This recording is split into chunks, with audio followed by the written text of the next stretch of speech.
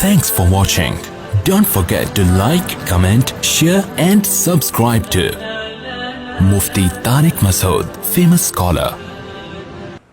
اور میں نے دیکھا ہے کہ جو اپنے بارے میں یہ طے کر کے بیٹھا نا کہ انتقال نہیں ہوگا, اس کا جلدی ہوتا ہے, وہ تو پہلے ہی نکل جاتا. اللہ کہتے ہیں تو کس خوش فہمی مبتلا ہے, وہ تو پھر بھی ذہن میں ہے اس کے.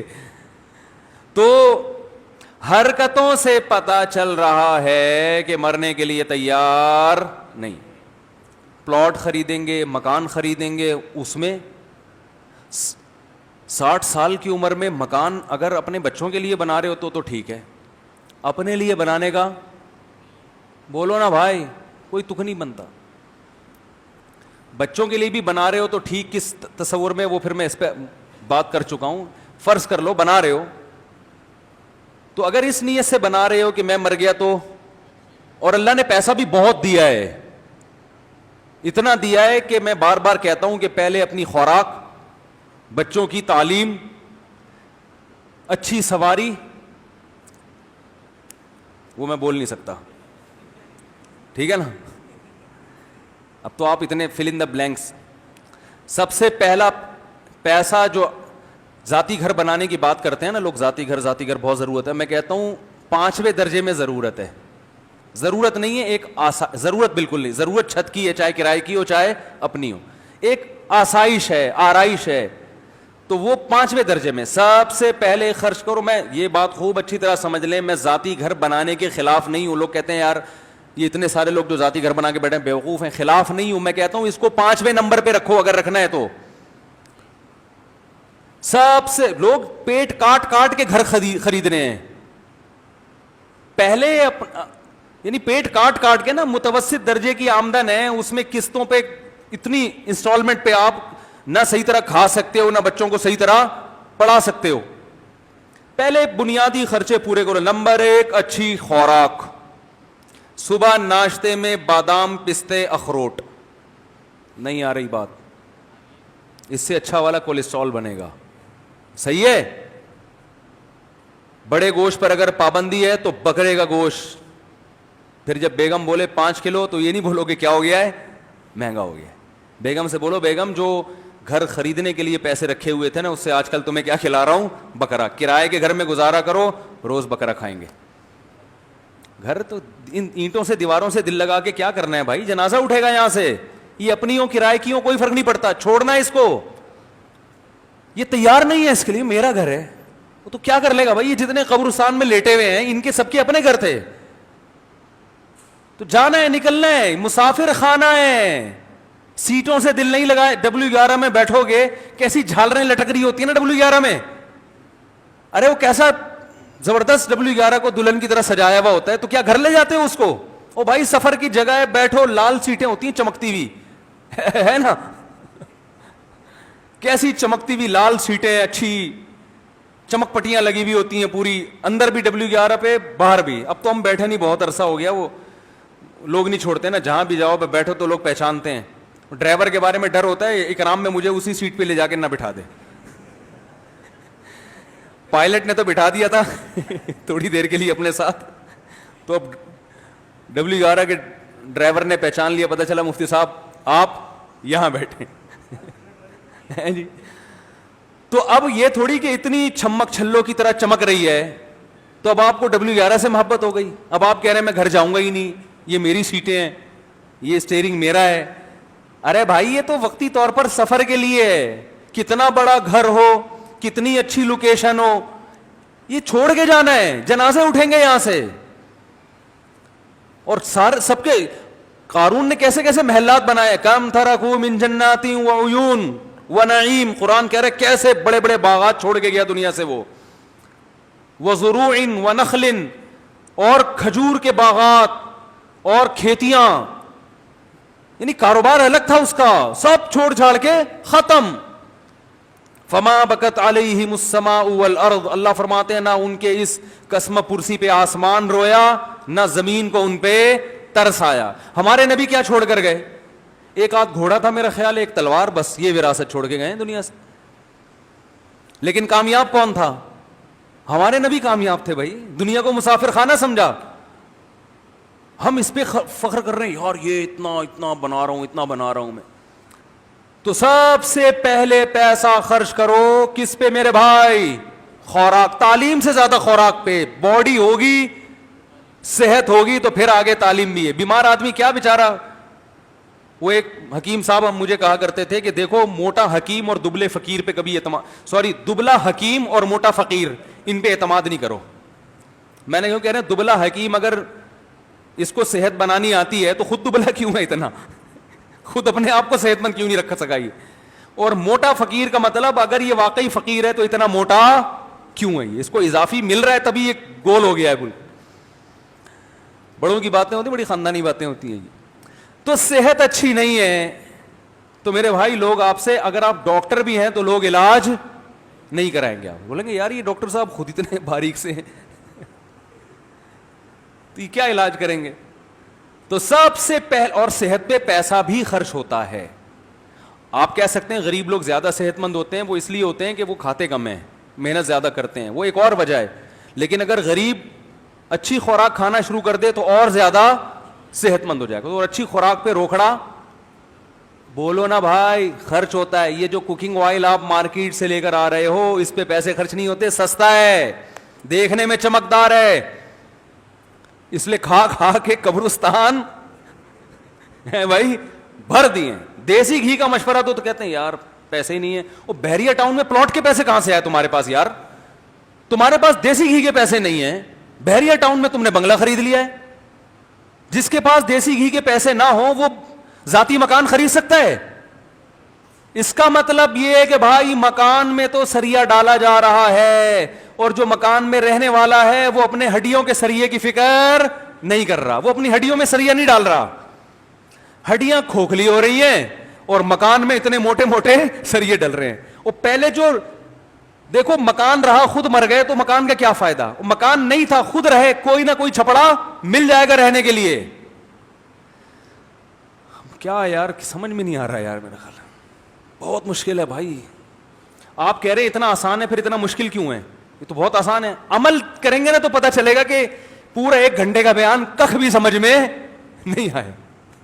حقیقت ابھی آپ جب جمعے کے بعد گھر جائیں گے نا تو پھر گھر میں خیال آئے گا, بیگم سے کہیں گے یار ہم دیسی گھی کے پراٹھے کھا لیا کریں, کیا خیال ہے؟ بیگم کہے گی دماغ صحیح ہے, بحریہ ٹاؤن کی قسطیں کون بھرے گا؟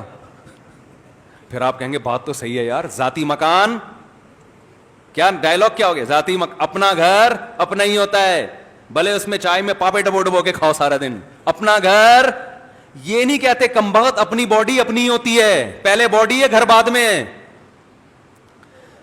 میں نے وہ بیان کیا تھا نا, ذاتی مکان دماغ میں مسلط کیا ہوا ہے. مکان بنائے فالتو پیسہ, فالتو تو نہیں کہہ سکتے, بہت زیادہ پیسہ ہو, خوب اچھی خوراک, بچوں کی اچھی تعلیم, بہت فٹ فاٹ. اب یہ کہ صدقہ خیرات بھی اچھا خاصا کر لیا کرتے ہو, پھر بچ رہا ہے تو چلو یار ذاتی ہو جائے, اچھا ہے. اس میں یہ ہو گیا کہ بچوں کے لیے مرو گے تو ایک وراثت میں اچھا حصہ مل جائے گا, یا کوئی پلاٹ لے کے ڈال دو ان کے لیے, کرائے میں پھر رہو. بچوں کے لیے کیا لے کے ڈال دو؟ پلاٹ. حدیث میں آتا ہے کہ اس حال میں دنیا سے جاؤ کہ بچے لوگوں کے سامنے بھیک مانگیں. اس کو آپ صلی اللہ علیہ وسلم نے پسند نہیں کیا. تو یہ بھی ہے, یہ بھی اسلام ہی کا حکم ہے. لیکن یہ آپ بھی تو کسی کے بچے ہو نا, اپنے ابا کے بچے ہو, تو اپنی بنیادی خرچے پورے کرنے کے بعد پھر انسان کیا کرے کہ یار کچھ اگر اللہ نے اضافی دیا ہے تو بچوں کو بالکل لاوارث نہ چھوڑا جائے.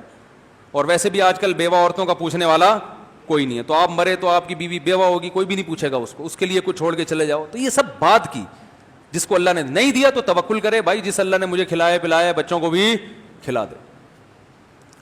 تو پہلا کیا ہے, جلدی جلدی بات سمیٹ کے ختم کروں. پہلا کیا ہے؟ خوراک. ٹھیک ہے نا, ٹائٹ قسم کی خاندانی خوراک, زیادہ خوراک نہیں, اچھی خوراک. ایسا نا 4 پراٹھے صبح صبح کھانا شروع کرتے ہیں آپ, زیادہ نہیں, اچھی. اچھی کیا ہوتی ہے وہ ڈاکٹروں سے پوچھ لیے گا, حکیموں سے پوچھ لیں, حکیم صاحب سے پوچھیں آپ 90 سال میں, حکیم بڑے لمبی لمبی عمروں کے ہم نے دیکھے ہیں, حکیم صاحب 90 سال کے ہوئے کیا کھاتے ہو, لیکن حکیم بتائے گا نہیں, بڑے ہوشیار ہوتے ہیں. صحیح, وہ بتائے گا نہیں, بہت کم بتاتے ہیں ورنہ بتاتے نہیں ہیں. تو دوسرے نمبر پہ میرے بھائی بچوں کی, اچھا خوراک میں صحت بھی داخل ہے. کوئی جم مشین لے آؤ گھر میں بیگم صاحبہ کے لیے. بیگم یہ جو اتنا آپ گول ہوتی جا رہی ہیں نا, اس گولائی کی وجہ صرف یہ ہے کہ آپ کا جو ان پٹ جو ہے نا اس کی نسبت آؤٹ پٹ بہت کم ہے. جتنے پراٹھے انرجی سیو ہو رہی ہے اصل, تو آپ انرجی سیور نہیں ہیں. وہ بیٹری ہے میرے پاس جو انرجی سیو کرتی ہے, جب لائٹ چلی جائے گی تو وہ کیا کرے گی, وہ انرجی دے گی ہمیں. آپ اگر انرجی سیو کریں گی, جو آپ کے اسٹرکچر سے لگ رہا ہے کہ ساری انرجی کیا ہو رہی ہے, سیو ہو رہی ہے, تو کسی دن یہ دھماکے سے بیٹری پھٹ جائے گی. تو اس لیے اس انرجی کو یوٹیلائز کرنے کی, یا تو ادھر سے چارجنگ کم ہو, خوراک کم کریں, دنیا چھوڑ دیں گی. بھائی اپنے خرچے پہ تھوڑی, میاں کے خرچے پہ کھا رہی ہے نا. آج اپنے خرچے پہ انسان خوراک نہیں کم کرتا, دوسرے خرچے پہ کہاں سے کم کرے گا. تو آپ ان کو بتائیں کہ بیگم یا تو خوراک کو کم کرو, وہ بہت مشکل کام ہے. لوگ کہتے ہیں ہم زندہ ہی کھانے کے لیے ہیں, خود بھی تو بہت کھا رہے ہیں. تو یا پھر کیا کرو, ایکسرسائز کرو. تو گھر کے کام کاج بھی آج کل نہیں ہوتے خواتین سے, پہلے تو برتن دھونا, پوچھا, اور یہ اتنے سارے کام. بچے بھی ہوتے تھے 6-6 8-8, صبح صبح سب کو ناشتہ کرا رہی ہیں, سب کے کپڑے استری ہو رہے ہیں, سب کو شوز پہنا کے گھر سے, وہ اسی میں اتنا کچھ انرجی یوٹیلائز ہو جاتی تھی. اب بچہ بھی ایک آدھ وہ بھی ہو گیا, اللہ کی دین ہے, وہ بھی نہیں ہو رہے. جو انرجی وہاں خرچ ہوتی تھی وہ بھی نہیں ہو رہی. پھر بچوں کو پالنے کی انرجی بھی, ایک آدھ بچہ ہوتا ہے وہ بھی, اس کے جو جتنا ہگائی متائی کا سیٹ اپ ہے وہ سارا پیمپر نے اٹھا لیا اپنے ذمے, معذرت کے ساتھ. وہ پیمپر کہتا ہے یہ میری ذمہ داری ہے کہ کب اس کو پوٹی آ رہی ہے, کب اس کو پشی آ رہی ہے. یہ کس کی ذمہ داری ہے, یہ ماں باپ کی ذمہ داری نہیں. یہ پیمپر کہتا ہے میں ہوں نا, یہ کس کی ذمہ داری ہے, میری ہے. آپ بے فکر ہو جائیں, بس آپ کا کام ہے 24 گھنٹے میں ایک دفعہ اٹھایا, پھینکا, دوسرا چینج کر کے لگا دیا, یا 2 دفعہ کر لیں زیادہ سے زیادہ.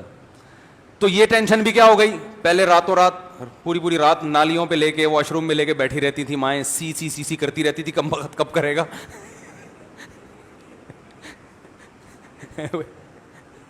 بچے کے جذبات سے کھیل رہی ہوتی تھی, تو محنت لگتی تھی نا. پھر بستر گندا ہو گیا, اس کو دھونا ہے, وہ بہت سارے کام تھے. اور اس سے اور پیچھے جائیں گے تو چکی خود چلایا کرتی تھی ہیں بھائی, تو اس میں اتنا پسینہ نکلتا تھا, بالکل فٹ فاٹ. 99 سال کی عمریں ہوتی تھیں. عورتوں کی عمر زیادہ ہوتی تھی پہلے, مرد مر جاتے تھے جلدی. اب سارے کام بولو بھائی ختم. بچے بھی پیدا نہیں ہو رہے, جو ایک آدھ ہو رہے ہیں, آدھا دن اسکول پال رہے ہیں ان کو, اسکول کی ٹینشن, وہ میاں کے جیب سے پیسے جائیں گے وہاں پہ. پھر آدھا دن ان کو 6-7-8 گھنٹے سو جائیں گے, باقی دن ان کو کمپیوٹر پالے گا, کارٹون. وہ کارٹون کے سامنے بیٹھے رہیں گے, کمپیوٹر کے سامنے گیم کھیلتے رہیں گے, ویڈیو گیم, تو وہ پال لیتا ہے. تو دونوں کی صحت کہاں جا رہی ہے بھائی, برباد ہو رہی. تو ان سے کوئی مشین لا کے رکھ دیں گھر میں, بیگم اس پہ تھوڑا تھوڑا چلا کرو, ٹھیک ہے نا, بھاگا کرو, پسینہ نکلنا.